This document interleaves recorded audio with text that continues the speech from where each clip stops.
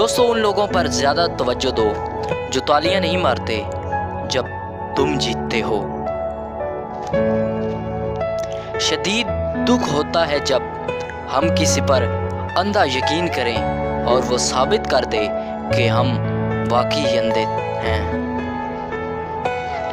वो जगह छोड़ दो जहां तुम्हारे एहसास और तुम्हारे अल्फाज की कदर ना हो, चाहे वो किसी का घर हो या किसी का दिल हो।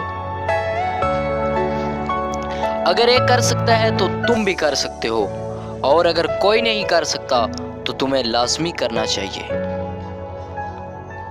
जिंदगी में कभी भी हिम्मत मत हारो, या जीत जाओगे या सीख जाओगे।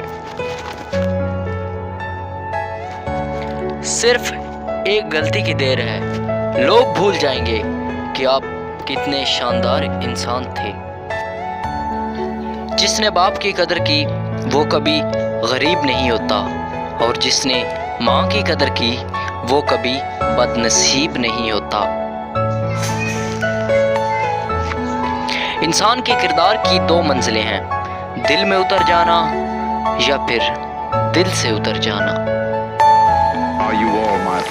जिंदगी में ज्यादा रिश्तों का होना जरूरी नहीं, लेकिन जो रिश्ते हैं इनमें जिंदगी का होना जरूरी है।